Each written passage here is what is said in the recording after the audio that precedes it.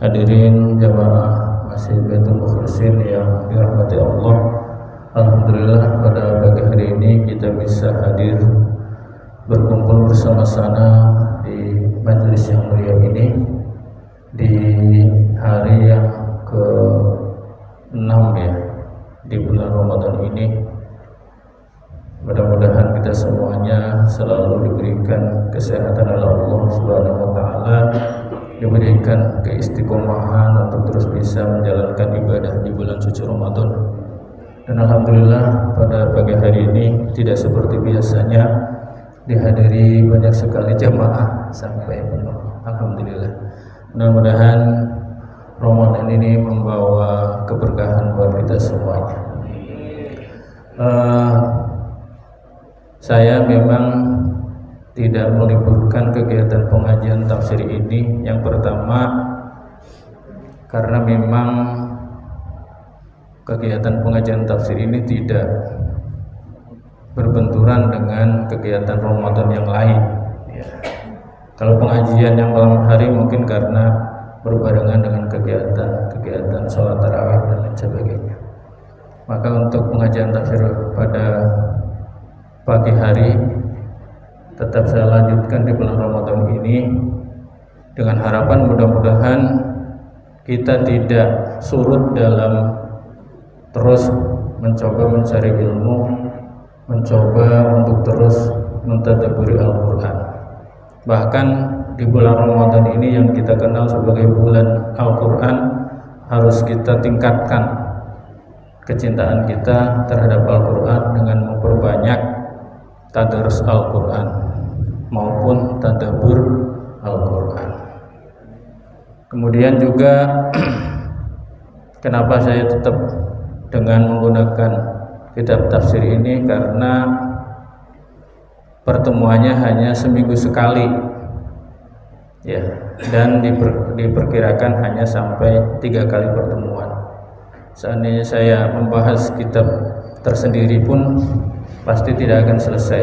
Oleh karena itu saya tetap melanjutkan pengajian tafsir ini. Kemudian juga untuk lebih memberikan variasi kepada para jamaah supaya tidak bosan dengan tema-tema itu saja. Karena insya Allah untuk tema-tema tentang puasa dan sekitarnya sudah sering dibahas oleh ustadz-ustadz yang lain. Maka pada pagi hari ini saya hanya akan membahas berkaitan dengan ayat-ayat yang akan kita baca ini. Dengan harapan mudah-mudahan pengajian tafsir ini bukan hanya kita mentadarusi Al-Quran, bertadarus Al-Quran, tetapi sekaligus bertadabbur Al-Quran. Bukan hanya membaca ayat-ayat Al-Quran saja, tetapi merenungi kandungan Al-Quran. Nah, alhamdulillah para jamaah semuanya, pengajian kita sudah sampai surat Al-Maidah ayat 6 sekarang. Jadi sekarang yang akan saya baca dan saya bahas ayat 6.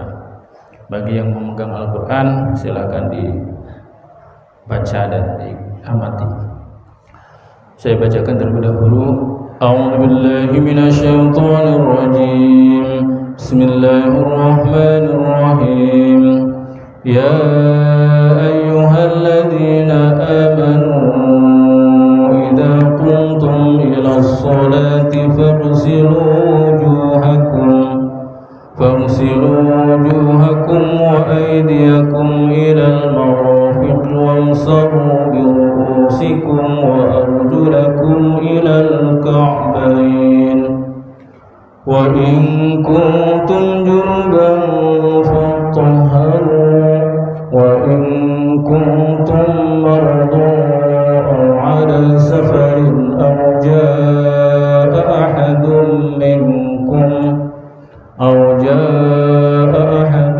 منكم من الغائط أو لامستم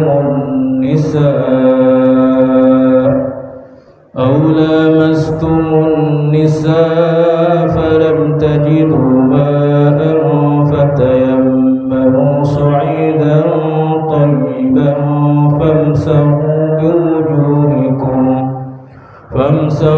بوجوهكم وأيديكم منه ما يريد الله ليجعل عليكم من حرج ولكن يريد ليطهركم وليتم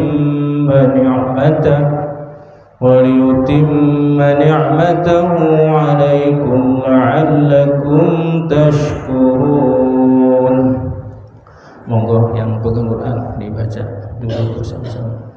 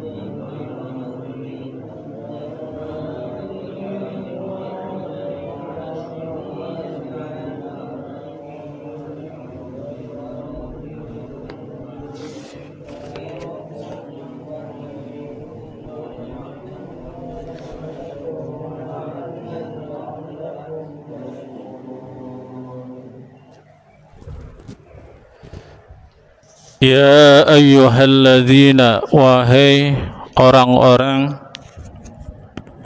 yang ini ya. Ya ayyuhalladzina, wahai orang-orang amanu yang beriman. Idza qumtum, apabila kalian berdiri, ila sholati, melaksanakan sholat, faghsilu, maka basuhlah oleh kalian, wujuhakum, wajah kalian, wa aydiyakum, dan tangan-tangan kalian, ilal marafiqi, sampai siku-siku kalian. Nah, ini ayat ini pertama menjelaskan tentang perintah berwudu ketika hendak melaksanakan sholat. Jadi ayat ini menjadi dalil akan wajibnya kita melaksanakan wudu ketika kita akan melaksanakan sholat dan dalam kondisi sedang berhadas. Ayat ini memang ditujukan untuk orang-orang yang beriman, orang-orang mukmin. Walaupun tidak menutup kemungkinan ayat ini ditujukan untuk semuanya, termasuk orang-orang kafir. Jadi siapapun dia yang membaca Al-Quran, maka ayat ini tertuju kepada dia. Nah, di sini di dalam ayat ini ada kalimat idza qumtum, apabila kalian berdiri. Nah, ini kalau diterjemahkan dengan secara teks itu terkesan apabila kalian sudah berdiri melaksanakan sholat, maka basuhlah oleh kalian wajah kalian. Jadi terkesan kalau kita menerjemahkan ini tanpa tafsir itu bahwa wudu itu dilaksanakan ketika sudah melaksanakan sholat, dan ini tidak mungkin. Makanya para ulama memberikan penjelasan dalam memahami ayat ini supaya kita tidak salah, bahwa yang dimaksud dengan idza qumtum, apabila kalian berdiri, maksudnya itu adalah idza aradtumul qiyamah, apabila kalian hendak berdiri untuk melaksanakan sholat. Jadi ditafsirkan oleh para ulama bahwa maksud dengan idza qumtum itu apabila kalian hendak berdiri untuk melaksanakan sholat. Maka dengan penafsiran yang seperti ini kita akan bisa memahami bahwa pelaksanaan wudu itu dilaksanakan sebelum sholat. Tapi kalau kita hanya membaca terjemah tanpa tafsir, itu bisa bingung. Kok apabila sudah berdiri untuk melaksanakan sholat kita baru diperintahkan untuk membasuh wajah, kedua tangan sampai seterusnya? Maksudnya baru diperintahkan untuk melaksanakan wudu. Nah, ini pentingnya kita untuk belajar tafsir. Karena memang ya di sini dijelaskan syuri'at at-thaharatu qabla shalah, bahwa bersuci itu memang dalam pensyariatan agama Islam itu dilaksanakan sebelum sholat. Karena namanya orang sedang melaksanakan sholat itu kan sedang bermunajat kepada Allah Subhanahu wa Ta'ala. Tidak mungkin dong kita sholat sambil berwudu.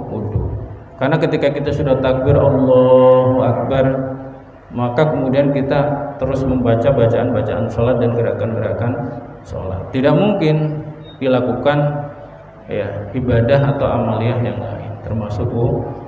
Makanya cara memahaminya seperti itu menurut para ulama. Jadi ketika kalian hendak berdiri melaksanakan sholat, baru kalian berwudu.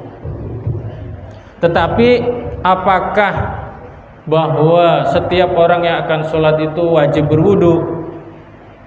Kalau melihat ayat ini seolah-olah bahwa orang yang akan sholat itu harus wudu. Gimana menurut bapak-bapak? Ternyata di sini dijelaskan oleh Imam Jalaluddin Asyuyuti itu wa antum muhdisuna, dan kalian dalam keadaan berhadas. Ini artinya bahwa orang yang dalam keadaan berhadas dan hendak melaksanakan sholat, maka dia wajib untuk berwudu. Bagaimana jika orang tersebut dalam keadaan suci? Ya, apakah harus berwudu? Tidak, boleh langsung melaksanakan sholat. Yang harus berwudu itu jika dia dalam keadaan hadas. Umpamanya bapak memiliki wudu dari sholat maghrib. Setelah sholat maghrib kemudian melakukan ibadah yang lain, baca Quran, tadarus, atau diam, umpamanya zikir, sampai masuk waktu isya dan belum batal, maka bapak tidak perlu wudu lagi untuk melaksanakan sholat isya. Ketika bapak ingin melaksanakan sholat isya dengan wudu sholat maghrib itu tetap sah. Lalu bagaimana kalau kita wudu lagi? Nggak apa-apa, itu sunnah dan itu lebih utama. Namanya tajdidul wudu, memperbarui wudu. Tapi tidak menjadi syarat, ya, bahwa kalau memang kondisinya sudah suci ya untuk melaksanakan sholat berikutnya tidak harus wudu lagi. Makanya dijelaskan di sini wa antum muhdisuna, dan kalian dalam keadaan berhadas.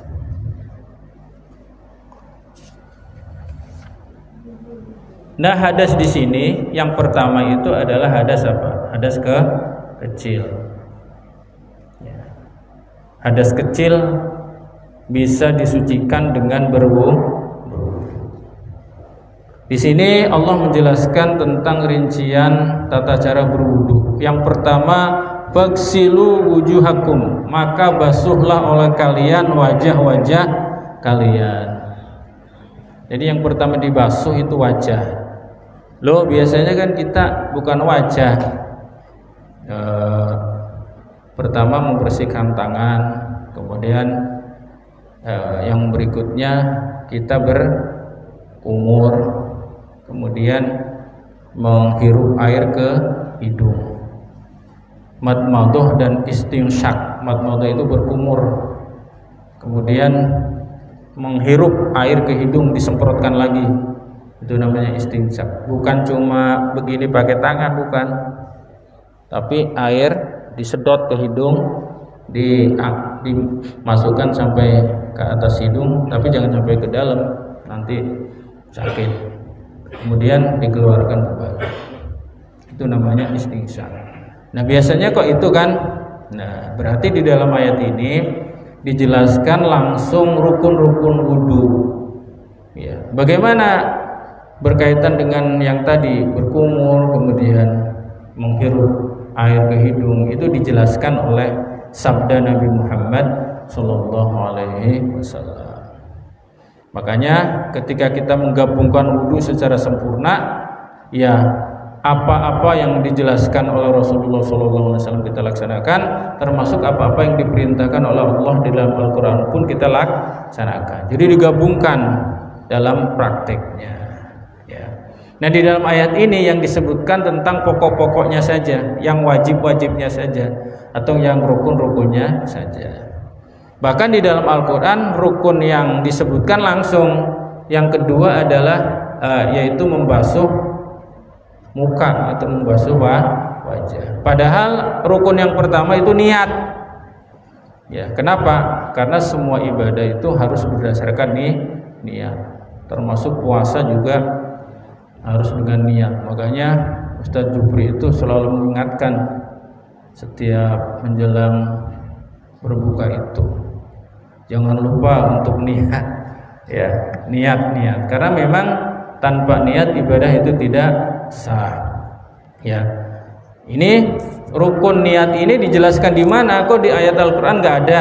Oh, ternyata dijelaskan berdasarkan hadis Rasulullah Sallallahu Alaihi Wasallam.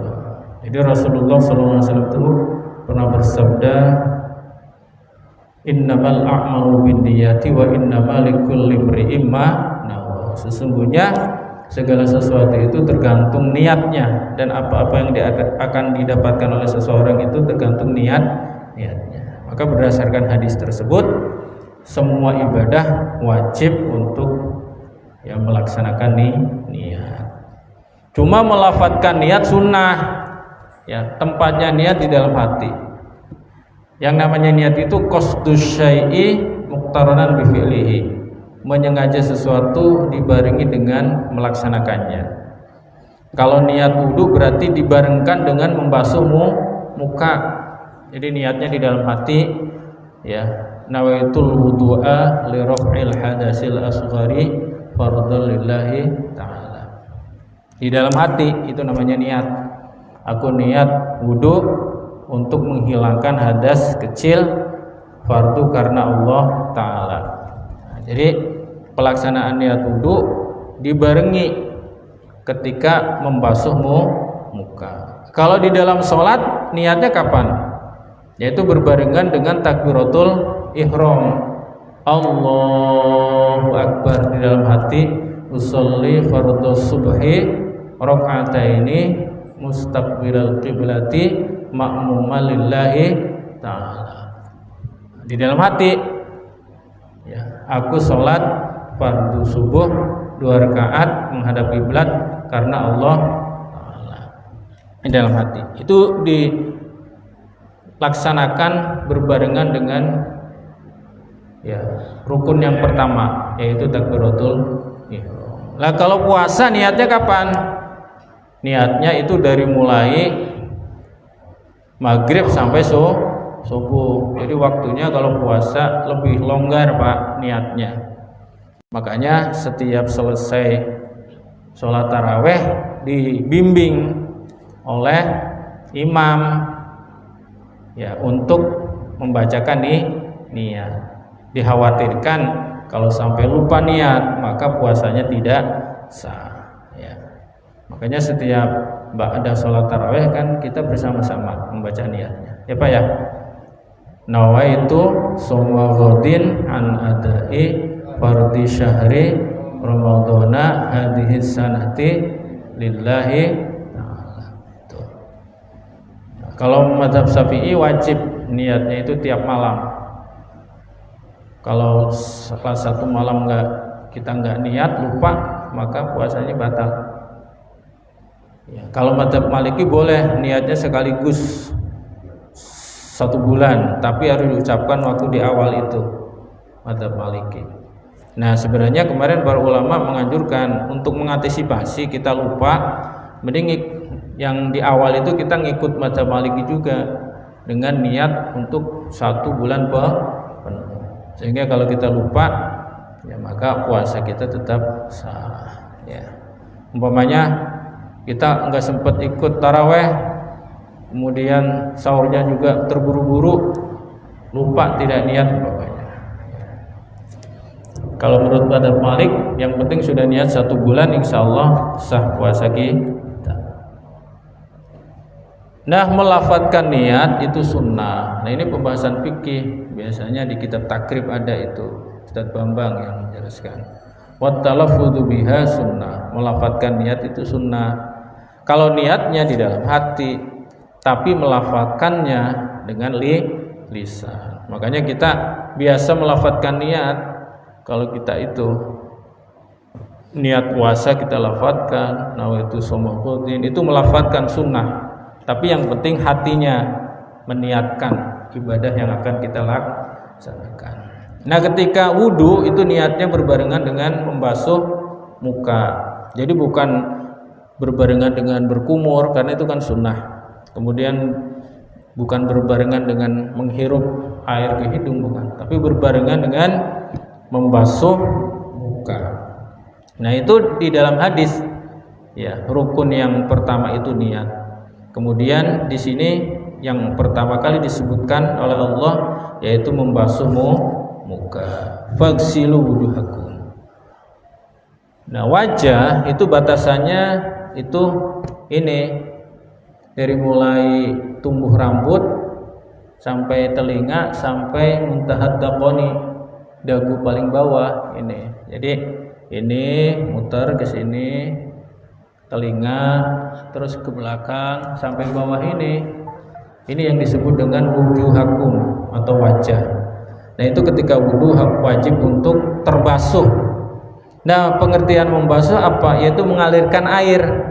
Makanya airnya kita ambil, kita siramkan supaya merata ke seluruh wajah kita, anggota wudu kita, ya, pengertiannya wujuhakum.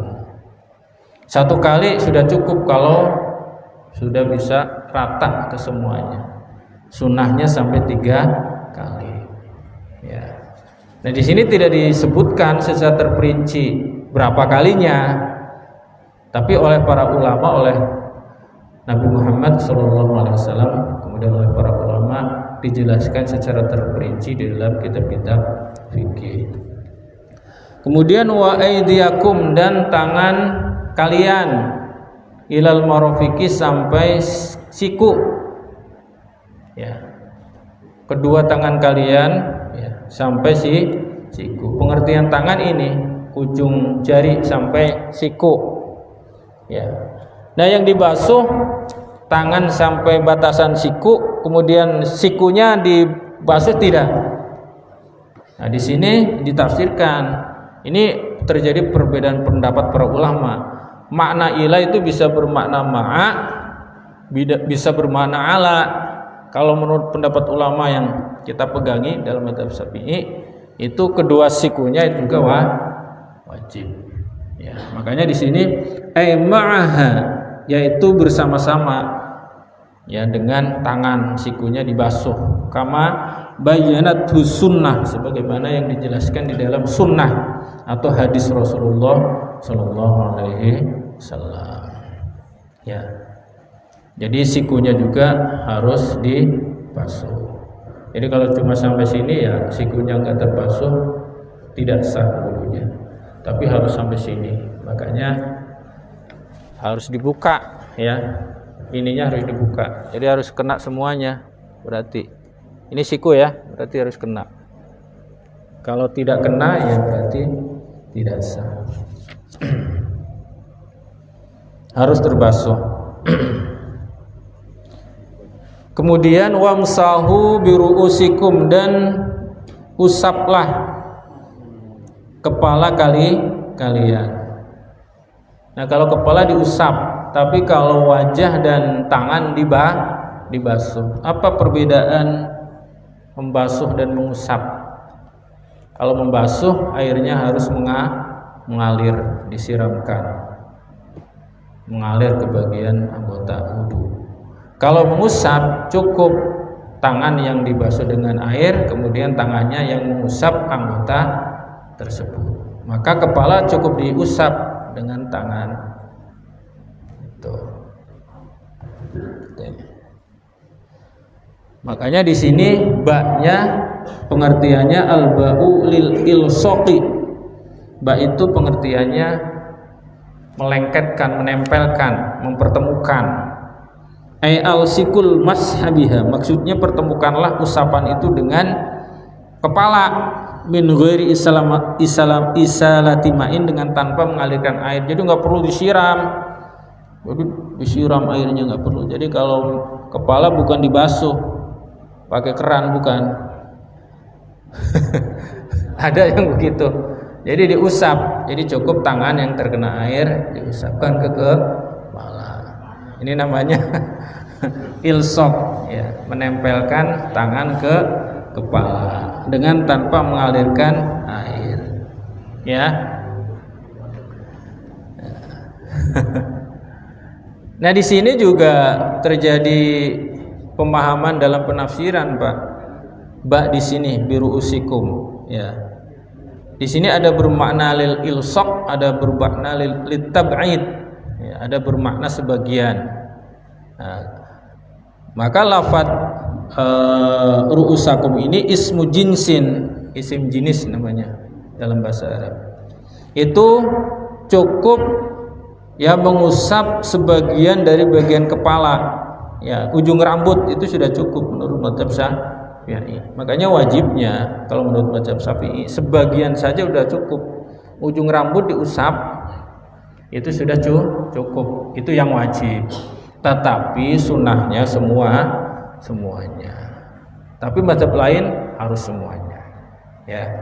Nah, ini perlu difahami oleh bapak-bapak semuanya, perbedaan furu'iyah ini, perbedaan masalah-masalah yang cabang, supaya kita tidak terlalu fanatik Kalau umpamanya, kamu kok cuma begini, itu sah menurut mazhab Syafi'i.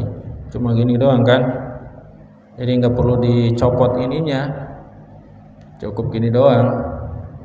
Tapi kalau kita ingin mendapatkan kesunahan, ya harus dibuka semuanya dan harus diusap semuanya.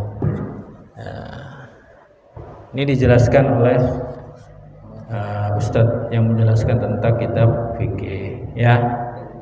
Jadi bermula dari memahami ayat ini, Pak, karena memang ayat ini menjadi landasan atau dasar, ya, dalil daripada perintah melaksanakan wudu, ya. Wa arjulakum, dan kaki kalian, ya, bin nasbi atfan ala aidikum, dengan dibaca nasab ataf kepada lafal aidikum, mobil jarri alal jawari, dan dibaca jar, ya, alal jawari. Nah, kaki pun, ya, makanya membacanya arjulakum itu diatafkan, berarti kaki itu bukan diusap tapi dibasuh, ya. Jadi faghsilu wujuhakum wa aydiyakum ilal marafiqi wa arjulakum. Jadi ngikutnya ke situ. Jadi kedua kaki harus dibasuh ilal ka'baini, sampai kedua mata kaki, ya. Bahkan di sini ayma'ahuma kama bayyanat sunnah, sama seperti tadi kedua siku. Jadi mata kakinya pun harus dibasuh kedua-duanya. Bukan hanya telapak kaki sampai mata kaki, tapi mata kakinya enggak dibasuh, enggak. Tapi kedua-duanya harus dibasuh. Lalu penjelasan ini di mana? Yaitu dijelaskan di dalam sunnah atau hadis Rasulullah Sallallahu Alaihi Wasallam. Yang dimaksud Ka'bain ini apa? Yaitu al-azmani an-nati'ani, yaitu dua tulang yang mendukul. Mendukul apa ya? Timbul ya? Ya, mendukul yang ini nih. Ya. Mendukul di setiap kaki antara betis dan ruas-ruas kaki, ya, antara ruas betis dan kaki. Jadi ini mata kaki namanya. Ini harus dibasuh, ya, semuanya harus kena, ya.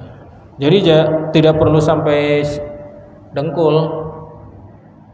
Jadi kalau yang belum paham kan sampai dengkul terlalu tinggi, ya, kita harus ini celahnya ke atas dulu. Kalau sampai dengkul, cukup sampai mata kaki, cukup, ya. Dilebihin supaya khawatir, ragu-ragu, ada yang tidak terkhawatirnya, ada yang tidak terbasuh. Kemudian di sini ada pemisahan, wal faslu bainal aidi wal arjuli al maksulati bir ra'si al mamsuhi yufidu wujudat tarbiyah. Di sini di dalam Al-Qur'an itu pertama membasuh wajah, kedua tangan sampai siku. Kemudian disela dengan mengusap kepala. Ya, jadi antara membasuh wajah dan tangan dan membasuh kaki sampai mata kaki itu ada, ya, pemisah, yaitu mengusap kepala. Di sini apa maksudnya? Itu ternyata maksudnya itu adanya kewajiban kita tertib dalam berwudu itu. Makanya rukun wudu yang terakhir menurut para ulama itu adalah tertib. Tertib itu artinya apa? Urutan wudu itu harus tidak boleh diacak. Jadi pertama niat membasuh muka, kemudian membasuh kedua tangan sampai siku, kemudian mengusap kepala, sebagian kepala kalau menurut mazhab Syafi'i, yang rukunnya itu, yang wajibnya itu. Kemudian membasuh kedua kaki sampai mata kaki. Keenam, tertib. Ini di sini diambil dari pemahaman ada penyelaan, ada pemisahan, ya, di antara membasuh muka dan tangan dengan membasuh kedua kaki sampai mata kaki dengan mengusap kepala. Ini memberi faedah kalau wajib tertib dalam berwudu. Jadi nggak boleh diacak, Pak. Wudu tangan dulu, kaki, kepala, baru mengusap aja. Itu tidak sah wudunya. Ya, Pak ya.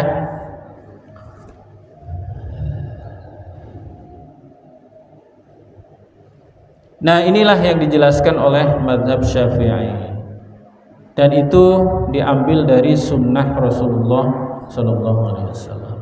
Adapun kewajiban niat, ya, di dalam wudu itu seperti selain wudu sama wajib niat. Itu berdasarkan hadis Rasulullah Shallallahu Alaihi Wasallam. Nah, jadi ayat ini hanya menjelaskan tentang pokok-pokok yang harus dilaksanakan ketika wudunya, yang wajib-wajibnya saja. Adapun yang sunnah-sunnahnya itu dijelaskan di dalam hadis Rasulullah Shallallahu Alaihi Wasallam. Nah, untuk bisa memudahkan memahami tata cara wudu, urutan-urutannya, itu ya harus belajar fikih. Nah, di dalam kitab fikih dijelaskan ya tentang syarat sahnya wudu, ya, tentang rukun-rukunnya wudu, tentang sunnah-sunnahnya wudu, tentang hal-hal yang membatalkan wudu. Jadi kalau mau lengkap nanti dibahas secara khusus oleh ustadz yang membahas tentang fikih. Baik itu berdasarkan kitab Takrib oleh Ustadz Bambang atau mungkin kitab Fathul Mu'in oleh Ustadz Syafi'i. Itu ya. Nah, jadi di dalam tafsir hanya memberikan landasan dalilnya secara global. Adapun detailnya dijelaskan di dalam kitab fikih. Paham ya, Bapak semuanya? Jadi inilah perintah Allah. Jadi wudu itu perintah Allah dan juga perintah Rasulullah Sallallahu Alaihi Wasallam supaya kita bersuci dari hadas kecil ketika kita akan melaksanakan sholat. Karena apa? La yaqbalullahu sholata ahadikum idza ahdasa hatta yatawadda. Rasulullah bersabda, Allah tidak akan menerima sholat salah seorang dari kalian ketika hadas sebelum berwudu. Jadi percuma kalau bapak-bapak semuanya sholat tapi batal wudunya, sholatnya sia-sia, tidak akan diterima oleh Allah Subhanahu Ta'ala. Jadi syaratnya sah sholat itu harus suci dari hadas. Yang pertama hadas kecil. Kemudian wa in kuntum junuban fattahharu, dan jika kalian semuanya dalam keadaan junub maka bersucilah atau mandilah. Nah, kalau junub itu berarti hadas besar. Kalau tadi hadas kecil berarti hal-hal yang mengharuskan untuk wudu seperti ya kentut, ya keluarnya ya sesuatu dari kubul atau dubur, kentut, berak, buang air besar atau buang air kecil, itu hadas, penyebab hadas kecil, atau bersentuhan lawan jenis tanpa adanya penghalang, atau tidur yang dalam posisi tidak tetap, ya pantatnya. Kalau tidurnya begini nggak batal. Makanya kalau khutbah ngantuk begini, ya tidak batal sih. Cuma ya jadi nggak dengar khutbahnya, nggak paham. Ya, kecuali tidurnya bersandar, ya, atau berbaring, maka wudunya batal. Atau hilang akalnya karena gila atau mabuk, itu juga membatalkan wudu, menjadi penyebab hadas kecil. Nah, kalau hadas besar ini junub namanya. Apa penyebab hadas besar? Banyak. Pertama, maghibul hasyafah, masuknya hasafah, artinya hubungan suami istri. Jadi kalau suami istri berhubungan walaupun tanpa inzal atau tanpa keluar mani, tetap wajib mandi. Ya, umpamanya sempat berhubungan tapi kemudian tidak keluar karena ada sesuatu, tetap berarti sudah berhadas. dia dalam kondisi junub, maka harus mandi, ya, mandi besar untuk menghilangkan hadas besar, ya, atau khurujul mani, atau keluarnya mani, baik disengaja, ya, ataupun dalam keadaan mimpi. Keluar mani tanpa hubungan juga menyebabkan, ya, junub atau hadas besar. Awil haid, atau haid untuk perempuan, haid itu hadas besar, hanya setelah suci harus mandi. Atau nifas, sama, setelah melahirkan, ya. Jadi ini ditujukan bukan hanya untuk laki-laki tapi perempuan juga. Wa in kuntum junuban fatahharu, mandi. Nah, tata cara mandi dijelaskan di dalam kitab fikih, didahului dengan niat, kemudian meratakan air ke seluruh tubuh dengan tata cara yang dijelaskan secara terperinci di dalam kitab fikih. Ya. Tidak boleh ada yang tidak terkena air.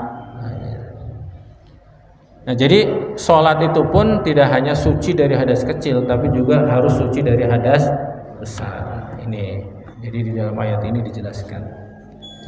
Kemudian wa in kuntum mardo, dan jika kalian dalam keadaan sakit, ya, mardun yadurruhul ma', yaitu sakit yang memang kalau terkena air tambah parah, ya. Pokoknya jangan kena air dulu kata dokter, karena sakitnya cacar umpamanya, ya, atau apa biasanya yang tidak boleh kena air, ya, demam atau apa, ya, selama sehari umpamanya sampai melewati waktu sholat, ya. Aw ala safarin, atau dalam keadaan perjalanan, musafirina, ya.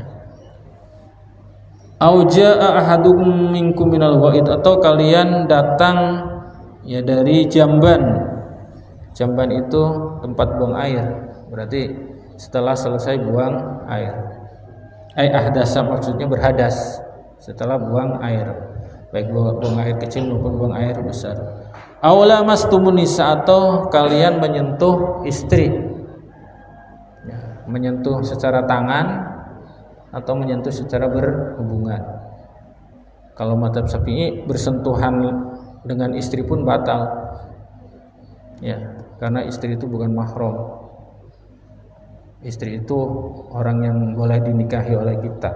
Kalau mahram kan orang yang tidak boleh dinikahi oleh kita, ya, ibu, kakak, ya, saudara-saudara itu mahram. Kalau istri bukan mahram, makanya tetap batal wudunya kalau dalam mazhab Syafi'i. Makanya kalau mau sholat nempel, kalau ngikut mazhab Syafi'i, ya batal berdasarkan ayat ini.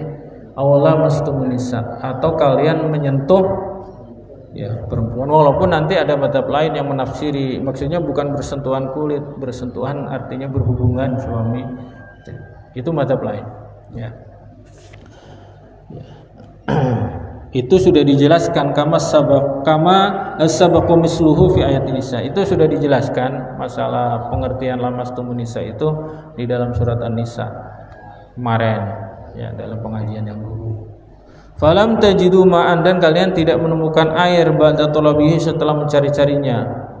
Jadi dalam kondisi junub atau dalam keadaan sakit nggak boleh kena air, atau dalam perjalanan, atau habis berhadas atau bersentuhan perempuan mau mencari air, nggak ada. Solusinya gimana nih ketika akan sholat bersucinya? Maka fatayammamu sa'idan thayyiba, maka bertayamumlah kalian dengan debu yang suci, ya, ya, turaban thahira, ya. Famsahu biwujuhikum wa aydikum, maka usaplah wajah kalian dan tangan kalian, ma'al mirfaqaini, berserta kedua siku kalian, minhu, darinya. Nah, ini ayat ini juga memerintahkan alternatif kalau tidak ada air bisa dengan tayamum, ya. Jadi Islam memberikan beberapa kemudahan di dalam beribadah, tidak kaku, tidak mempersulit kepada hambanya, ya, tapi tetap sesuai dengan ketentuan, ya. Ketika sholat wajib untuk dalam keadaan suci dengan cara berwudu kalau ada air, atau kalau tidak ada air boleh dengan bertayamum. Nah, tayamum itu bisa menggantikan hadas kecil, menggantikan wudu. Jadi kalau hadas kecil nggak ada air bisa dengan wudu, atau ada air tapi sulit mendapatkannya, umpamanya listrik mati, kan kita tidak punya saluran air kan, nggak ada sungai, nggak ada sumur biasa kan, sulit, mati listrik lama umpamanya, itu kan sulit, ada air tapi sulit, itu juga dibolehkan untuk bertayamum. Juga tayamum itu menggantikan untuk hadas besar. Jadi kalau junub nggak ada air bisa tayamum, Pak. Tapi tayamum dari hadas kecil sama dengan tayamum dari hadas besar. Bukan berguling-guling di lapangan. Dulu pernah begitu. Disangkanya berguling-guling di lapangan. Ternyata tayamumnya hadas kecil sama dengan tayamumnya hadas besar. Jadi malah lebih simpel, Pak. Bapak umpamanya ini saya udah junub nih, malam-malam mau sholat belum ada air, udah tayamum, fleksibel. Niatkan saja, tinggal tempel di dinding, langsung diusap wajah, kemudian tangan. Jadi gini ya, 2 kali. Kemudian gini ya.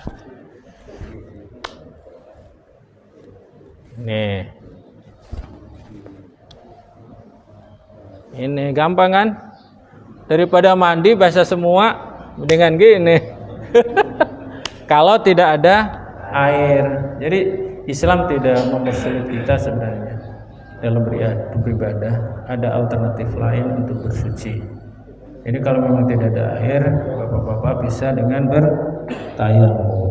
Cukup kalau tayamum itu wajah dan tangan, tapi sampai siku ilal mirfaqaini harus diusap ya, semuanya muter.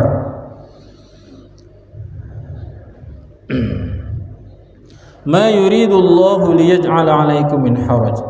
Jadi tidaklah Allah itu hendak menjadikan kesulitan atas kalian. Jadi ketika Allah memberikan aturan-aturan yang terperinci, wajibnya bersuci ketika akan melaksanakan sholat, baik bersuci dari hadas kecil maupun hadas besar, itu tujuannya bukan untuk mempersulit kita sebagai hambanya ya, tetapi ya tujuannya adalah walaki yuridu litahhirakum. Ya, tujuannya Allah hendak ingin mensucikan kalian. Dari apa? Minal ahdasi, dari hadas-hadas ya, yang secara zahir, wadunub, termasuk dari dosa-dosa. Karena dengan berwudu dosa-dosa kecil bisa luntur, Pak. Bukan hanya hadasnya yang luntur, tapi dosa-dosa. Makanya kalau melakukan dosa kecil cukup dengan wudu, insya Allah udah luntur dosa-dosanya.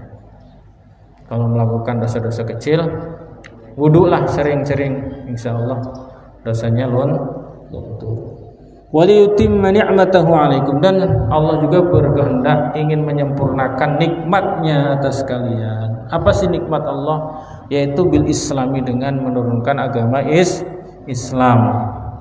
Allah menjelaskan syara'i'id-din, syariat-syariat agamanya. Nah, itu tujuannya, bukan untuk mempersulit kita ya, tetapi untuk mensucikan kita dan menyempurnakan nikmat kita, yaitu Allah telah menurunkan syariat agamanya kepada kita, yaitu agama Islam, agama yang benar, agama yang akan membawa keselamatan di dunia sampai di akhirat. Nah, terakhir, kalau sudah seperti itu penjelasan Allah, lalu apa yang harus kita lakukan?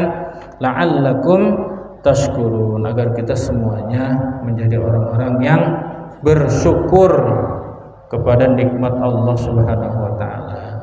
Diberikan nikmat hidayah, kita bisa beriman, berislam. Ini sebuah nikmatan yang besar yang harus kita syukuri. Wallahu a'lam bissawab. A'udzu billahi minasyaitonir rajim. Bismillahirrahmanirrahim. حمدا يوفي نعمه ويكافئ مزيده يا ربنا لك الحمد كما ينبغي لجلالك الكريم وعظيم سلطانك. اللهم صل وسلم على سيدنا محمد وعلى ال سيدنا محمد.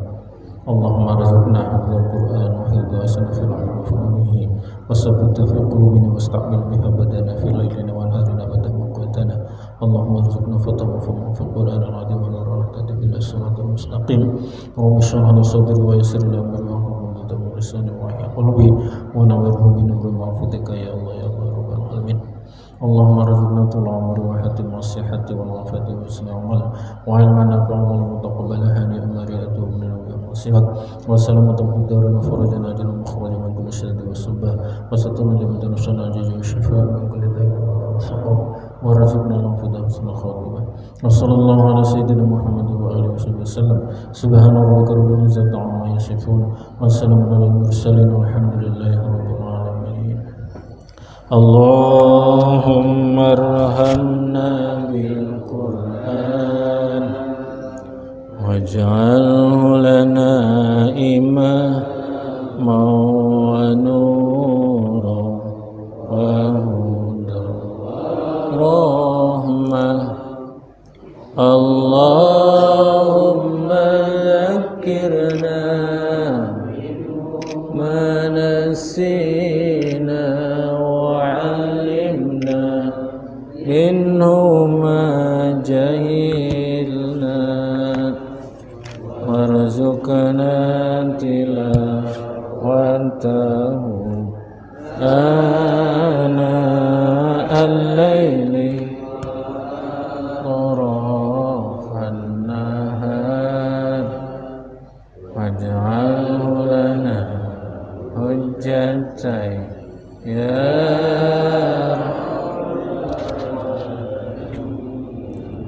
Assalamualaikum warahmatullahi wabarakatuh.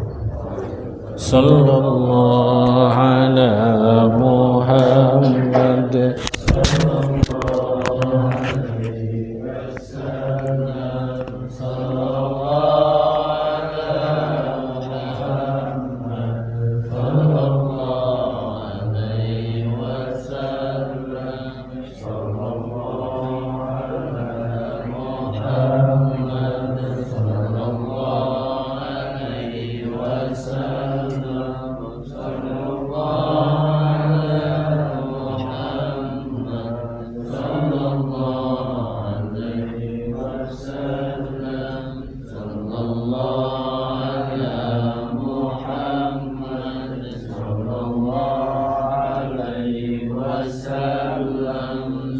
Sallallahu